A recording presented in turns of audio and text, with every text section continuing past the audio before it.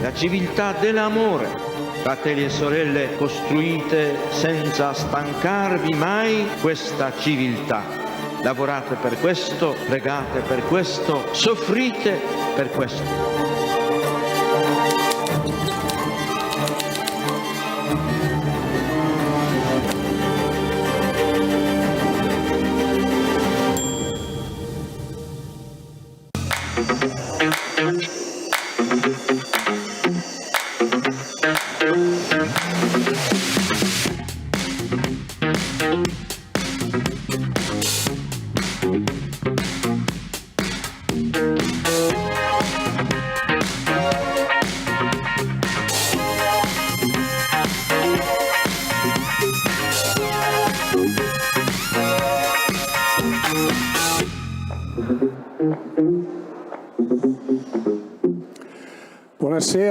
Buonasera a tutti. Good evening everyone. Please take your seats and welcome to our second evening with the series Spirito Gentil that was created and curated by Father Giussani. It was founded over 25 years ago. This second appointment is linked with the title of the meeting. It's a habit we have now to try to contribute with music to the content, the themes that are dealt with at the Rimini meeting. So before we start, before I can introduce our guests tonight, I would like to, just say for those who maybe weren't present on Monday when we had our first evening with the opera. This title, One Passion for the Person, is actually linked with an episode in the life of Father Giussani. He used to jot down the things that happened to him and that struck him. Well, once he was in South America, and he was with a missionary who was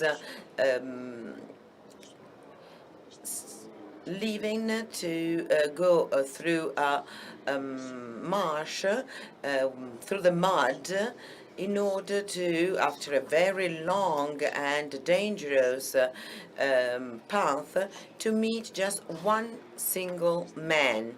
So this is what Christianity is, and this is what passion for the person is. So I would like to start from here, because these two events, two evenings, are quite different. In the first one, we talked about another episode, that is to say, when Father Giussani listened to Tito Schipper's Spirito Gentil, and that's when he says, I understood that God exists and what are his attributes, his characteristics. So we decided to integrate this intuition by Father Giussani with a further step that in a way clarifies this intuition, that is to say, the perception that only God has this passion for the human being, and this has now turned into a certainty, but that happened through Christianity. So this is what we are going to talk about tonight. It is through Christianity that the passion for man or for the person becomes something real. And I will now read out a very short part of that episode. After talking about the missionary, Father Giussani said that there is only the phenomenon of the man and the mother in its aspect, which is based on instincts. and in the best moments from far away, like a shadow, can echo this passion for the person that Jesus Christ brought to the world. It was just the father and the mother are a distant comparison or comparable to the passion that Jesus Christ had for the human being, and this shows us that Jesus Christ is God. So I would like for you to think about this while listening to our music tonight. Just a couple of words on the Responsori de Victoria. Father Giussani talks about the struggle to understand polyphony that his father used to proposed to him, and when he started to understand the structure, the order, he started to understand what that meant. Tonight we are going to listen to four responsori. We are faced by the maximum injustice. The responsori are the description of the death and the resurrection of Jesus Christ. So faced with this injustice, and even bigger than this, justice is mercy, goes beyond the limits. We have to free our heart and open it to this. And this is what the responsori will actually show us. And we will have some friends here with us, some experts that will help us through this journey, and they will help us feel these things through the sound and the words. And I would like to introduce the guest who's here with us, but there are others who are connected online or who have prepared video messages. And our guest here is probably the person who had the chance to actually work with Father Giussani and to talk about this music. Pippo Molino is here with me tonight. Maestro Pippo Molino.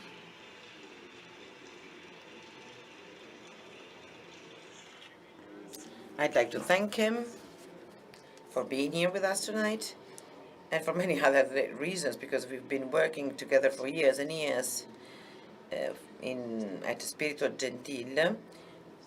And thanks to him, I graduated, and after his studies at university, he studied at the conservatory in Milan since 1980, and to 2011 was a professor of composition, and he is now the director of the choir of Commune Liberation. And we will be listening to the choir later with a recording, and he is a great composer.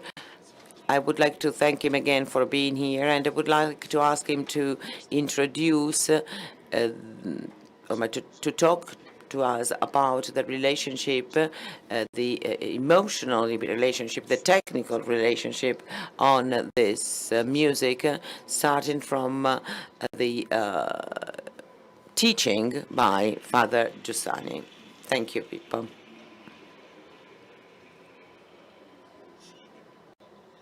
So it's this link between De Victoria and the story started by Father Giussani that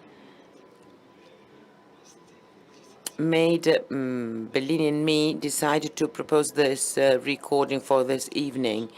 So why should we talk about Responsori de Victoria in connection with the century of the birth of Father Giussani? It is a recording that was made about 1.5 months ago. You can see that from the fact that they're wearing face masks in the choir, which is, well, a clear signal of our situation at the moment and back then.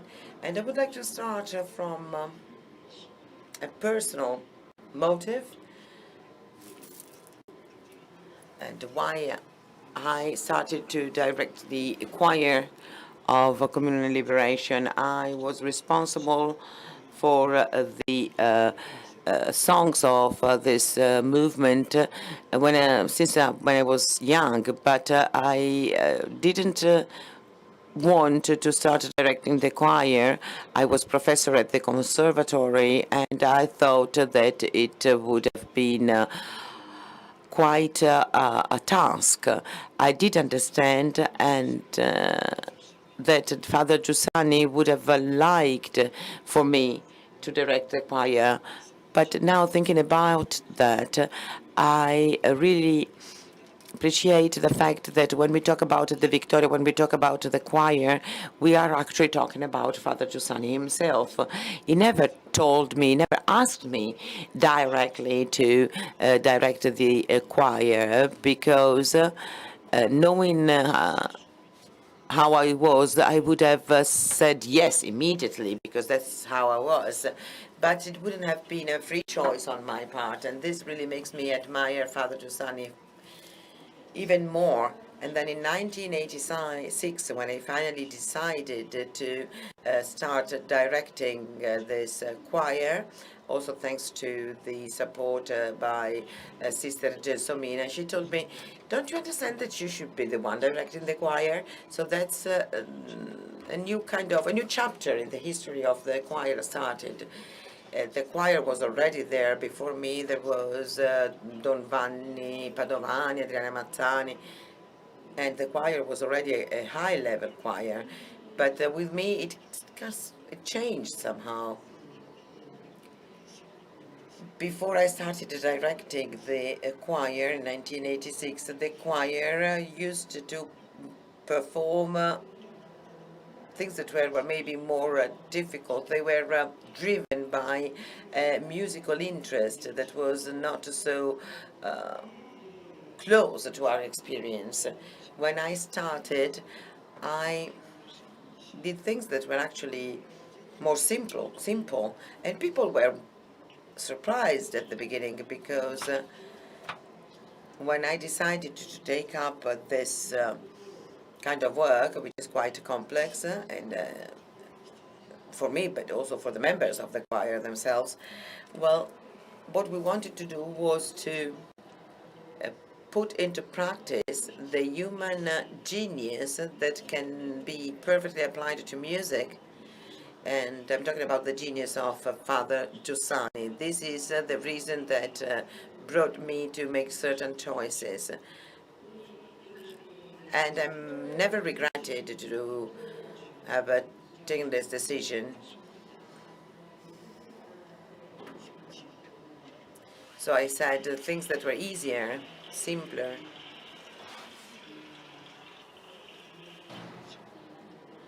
So since I can hear your applause, I believe you understand what I'm saying. So they were also more intense. And this helped me because by doing things that were easier, we improved the way the choir was singing. A choir should not sing from the throat, for instance. So I just wanted to give you these few ideas on the beginning of the choir, and then we will be talking about the responsori, because the responsori are not easy pieces of music. Well, it's just like climbing a mountain. Father Giussani said it was very difficult. There were all these notes, musical notes, and then I understood. So we would like to give you a key to actually listen to these cathedral of sound. And so we decided to ask the intervention of other friends. We have some contributions. We have first a video message from another choir director who works in a very the 36th Master of the Chapel of St. Mark in Venice, and he works with this choir. He also teaches at the Conservatory Benedetto Marcello in Venice. We asked Marco, who contributed also to writing the responsori for Spirito Gentil, to take us into the historical and cultural scene in which this music is set. So we have two small video messages. Here is the first one. My contribution wants to be a kind of homage to De Victoria, the Spanish composer that Don Giussani loved so much. So how did these two personalities met, even though they were far one from the other in terms of time? De Victoria, together with Pierluigi da Palestrina and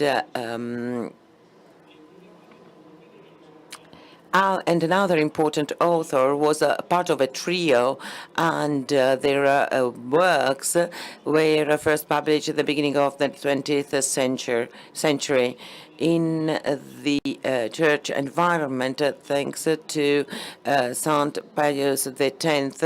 This music was brought about in churches. People started to learn, to study, to sing the polyphony of the Renaissance, and this music was extremely profound. Only those who are inspired by this music can see his works performed in a church. So this is when Father Giussani, before he started to study at the seminary, discovers De Victoria, this composer who was a great mystic personality. I don't know why he isn't proclaimed saint. His music expresses a passion for the person, to go back to the theme of the meeting, and his works are mainly part of the Renaissance Spanish polyphonic music, but they do not have this very strict style and develop in small episodes that stress the dramatic tests of the Holy Week. For the musicians of the 16th century, this is some kind of, well, something new. And what makes these responsori so interesting is that they are really essential in a very profound, tragic way. And these works show the relationship with the death of Christ. The thing that mostly struck Father Giussani, and this is my own personal experience, every time we brought him the pieces that we prepared, this research, as mentioned by Germani, was not the method with which he focused on the issue. And what was most striking was the continuity between a piece that was written 500 years ago and rediscovered then in the 20th century, but lived with the same passion and the same, let's say, aim and feeling with which it was written 300, 100, or 500 years before. Now, let's focus on these pieces, which are 5 centuries old, and therefore they're old, to see how they're very topical. And maybe people has helped us. Now, let's start hearing the first piece. Maestro. Now, how we can understand these pieces? How can we understand them? They're not easy, as I said. In Caligaverunt, when we will hear it later on, it says, "Si est dolor." These poor sopranos have to start with a very high note, which is the most extreme note, and they never start from that. Victoria, this is what Victoria does, and you will see it how this is done. How have we learned to sing the responsori? Actually, we've always been led by Father Giussani. He gave very important guidelines, and one of them focused on the center of the musical sentence. And he always said that. He said, when you have to sing a piece, you always have to pay attention to the center of the sentence, both in terms of meaning, and therefore also in the Latin language, the responsori were in Latin, and in music. At that time, I was finishing studying the conservatory, and once I told him, Father Gius, you know that Amerigo Bortoni, who was an emeritus professor of choir and conduction in Milan, says exactly the same thing as you were saying. And Amerigo Bortone showed that, because when we sing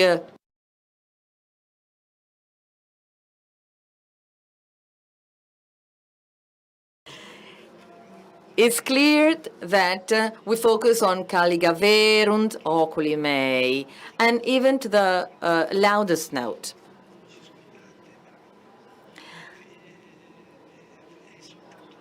And so I was talking about the center of the sentence. Why do we need to pay attention to the center of the sentence? This is one of the ways whereby we can understand and sing these pieces.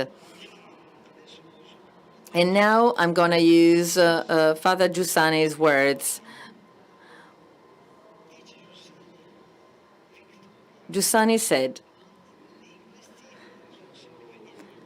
in the responsori, we see that Victoria does not dominate his feeling before the man who's dying, but dominates the pain of that man who is dying. In other words, the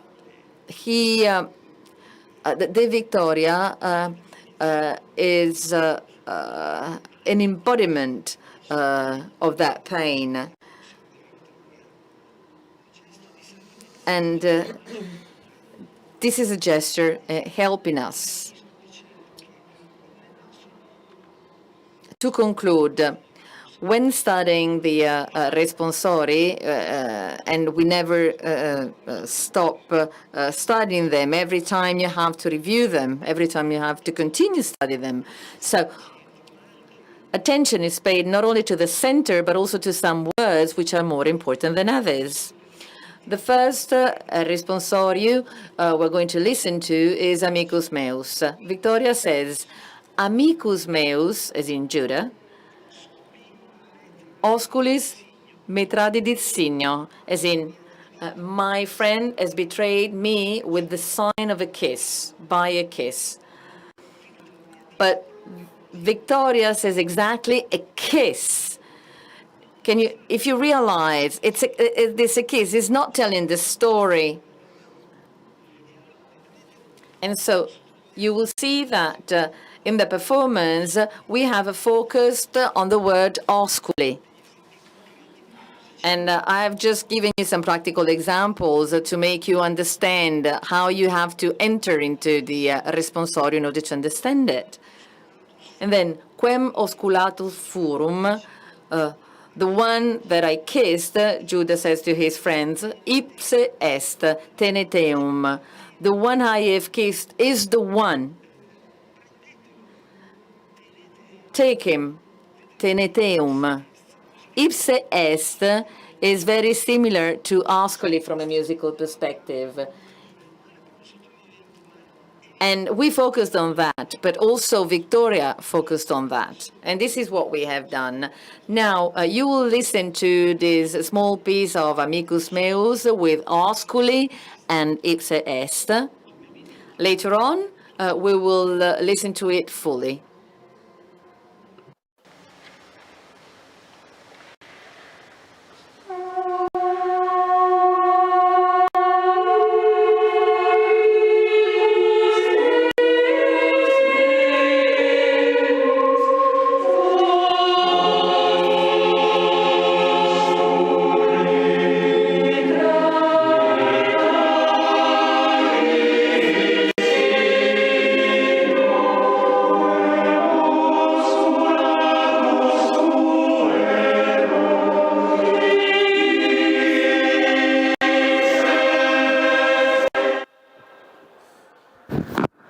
Adesso possiamo ascoltare tutto.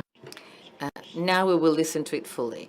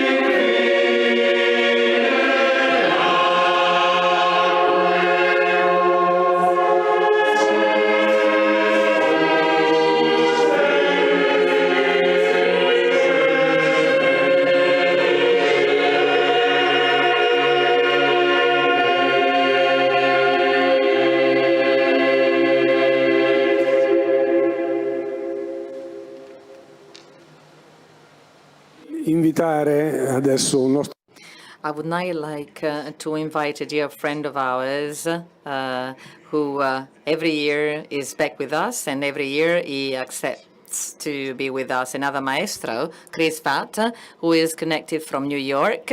He was born in New Orleans. He studied piano in Texas and at the Juilliard School in New York. Among his various activities, there are concerts at the Carnegie Hall, a private performance for Pope Benedict XVI, choral arrangements. This is why we invited him, and many concerts. A big round of applause to him, because he's always available to be with us. Chris, you are connected? And we give you the floor. Good evening, and thank you, everyone. One of the things that strikes me about these response rates is how theatrical they are.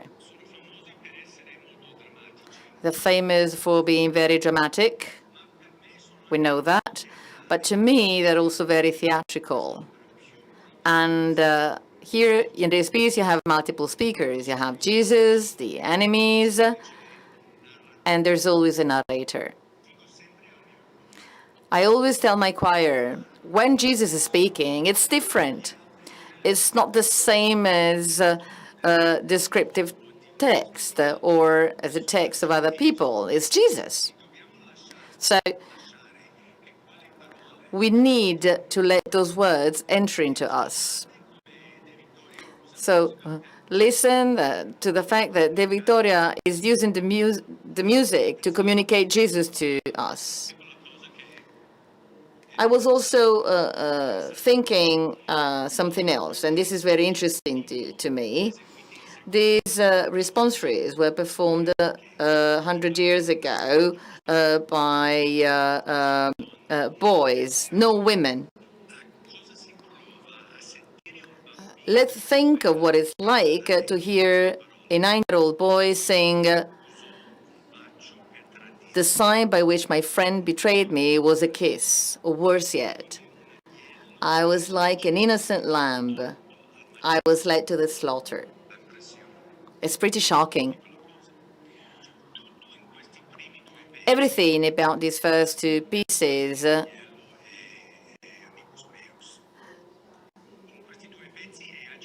is agitation, betrayal, realization of what's to come.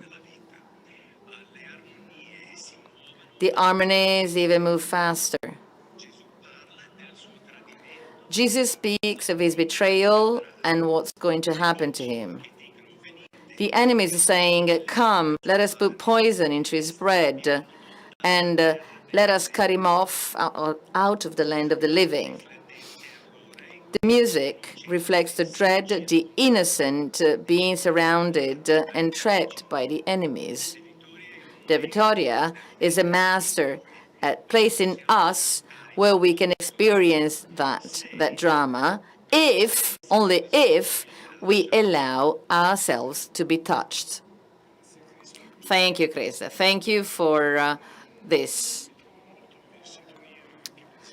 I totally agree with you, even reading the scores that Maestro Molini mentioned. This is really the style of a sacred, a holy representation with no actors but just voices. So there are the characters, and at that time, music started to draw words. Well, we can have no lesson here, but pay attention to the words because the voice is singing words. So all the choir or just one voice, just one person, this is not done by chance. And even the melodies are not by chance. This is really an attempt to tell a story with voices. Now let's listen to the second responsorio. I don't know whether people want to tell us something before or after. I just wanted to say something. Era quasi agnus innocens, ductus sum ad immolandum. This is what it says. Ductus sum immolandus is on the decrease. So our Lord was taken away, handcuffed, and the Victoria makes us understand with these notes going down, and that shows us the pain of that man.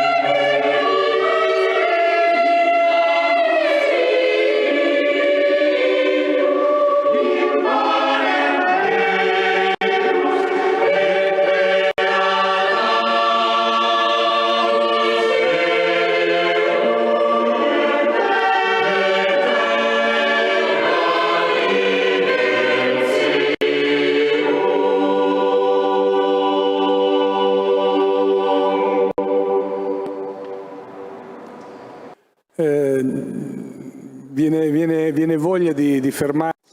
It makes us feel like stopping, and well, it's something that is really powerful. Come, let's put poison in his bread, and let's wipe him away from the earth of the living. I think about those frescoes of where the good and what is good and what is evil is completely separated. And this is something that we have to keep in mind. Then there is a third piece, one of the pieces that Father Giussani loves the most, Calicavero Toccoli Mei. So I'll leave the floor again to Marco Gemmani, who has a personal history in terms of this responsorio. I was 12 when I met the Caligavero, the responsorio that Father Giussani loved very much, but only later I understood why he had been struck by this piece. It's the last responsorio of the Holy Friday, and it is performed in the night, in the dark. Afterwards, there is silence where everyone was on the floor and in silence. And in this responsorio, the Victorio summarized all his faith with a complete transparency to the mystery of the death of Christ. You cannot listen to the Caligaverum and do not feel anything. The Victoria is not the only composer who worked on these responsori. For instance, we have Giovanni Croce, Palestrina, and Carlo Gesualdo da Venosa. After directing these works in St. Mark, in Venice, and having seen what they awaken in the people who listen to them, I can say that these are the most immediate forms that can be found in Western music. The purpose of this music is to give visibility to the mystery of the cross of Christ, making his presence measurable in a way. The mystery is the one that makes us, and the polyphony gives meaning in a way, and the music is the most tangible expression of our Christian faith. People, how can you introduce this masterpiece? Caligaverunt has always been really a passion for Father Giussani. The first of the responsori that he learned, the words, the text, you'll see them, you can read the words on the screen. It is quite impressive. And Victoria talks about Jesus Christ's passion through the eyes of the Virgin Mary. Qui consolabatur me, and the way he says so.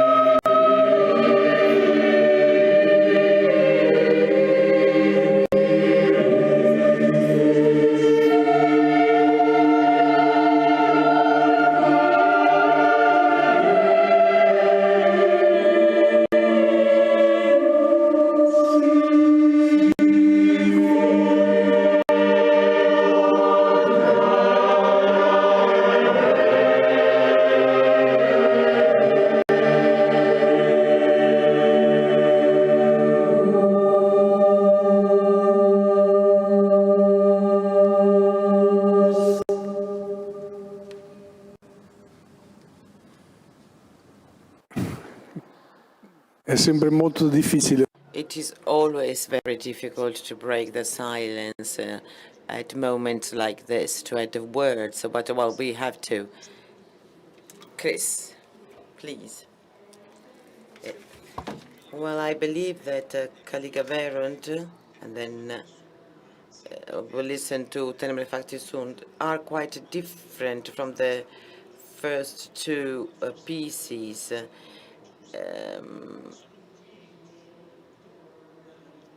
They are in a way more resigned, not resigned, they may be still. The injustice of Judas' betrayal, of being led to the slaughter, is no longer there. There is nothing more to be done, and even the music is calmer. As Father Giussani says, we can just stay with Jesus. Listen to him cry out, my God, why have you abandoned me?" Followed by his abandonment. "Father, into your hands I commend my spirit." From the beginning, the Vittoria has placed us in the drama. Now we have to let his abandonment to his Father become ours. Thank you, Chris. In order to listen to the last piece, then people, you will have your moment to comment after the piece we are going to listen to. There is a part in this Tenebre that I use in my lessons as well, with the disposition of quotes, and et inclinato capite et mise spiritum. This is the passage. Also, for those who do not know this music, the melody describe this movement. C'è uno che Someone who actually moves his head like some cathedrals that in a way are bending on one side. It's just like when you bend your head. So it's just like inspiring and exhaling. So that last breath is that of the death. And these lines with these breaths and these sounds bring to us the last breath of Jesus Christ. And there is another aspect which musicologists do not often see. On the final syllable, tum, there is a particular technique, and in the total darkness of death, this note actually lights some kind of bulb. So why should we have something like this when someone is dying? And people who have no culture, they say because maybe this means that this is not death. So it is very interesting that after 500 years, that can be understood. Let's listen to the last piece of music.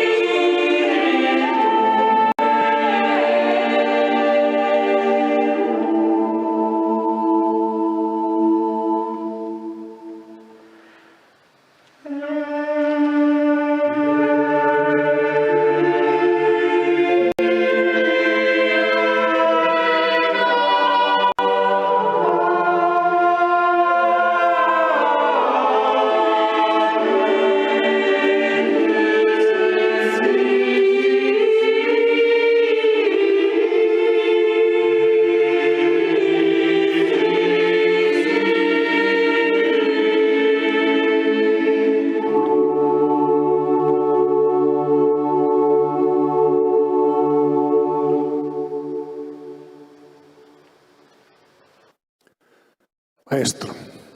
Maestro, the floor is yours. Father Giussani used this responsori and in the celebration of the Holy Week. And near Milan, we're still celebrating the Holy Week with this responsori with university students. As I said, you always have to study and review the responsori, and it's always a new experience and a deeper experience. To us, this is when the Holy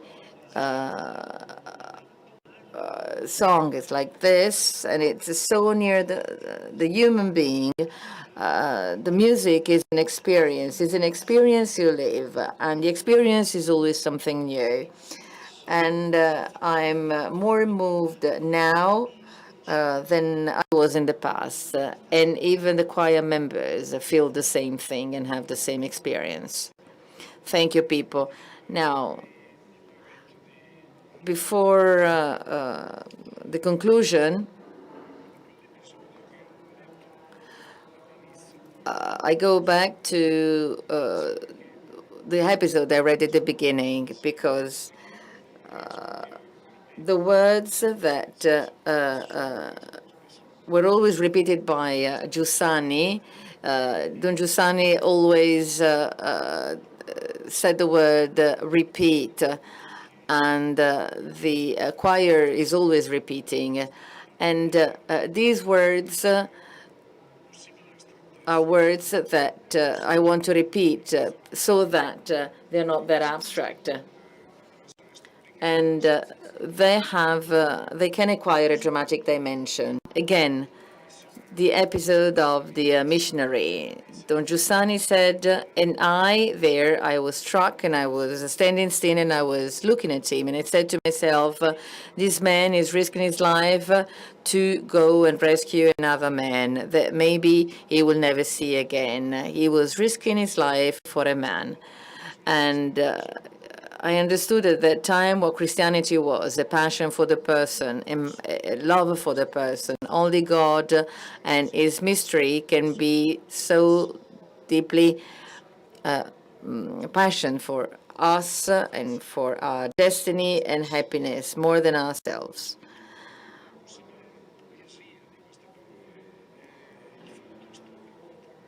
There's a fact, a real fact behind all this, that Da Victoria made us listen 500 years ago and 2,000 years after that episode. So we only have to think that sometimes the masters can enable us to approach this experience and live this experience that are 2,000 years ago. So thank you very much, Chris, for your help and for being with us every year. Your presence is very dear to us. Thank you to Maestro Marco Gerbani. Thank you very much, especially to a piece of a story, Maestro Pippo Mulino, sorry. Thank you, and see you again next year at the next meeting. Good night.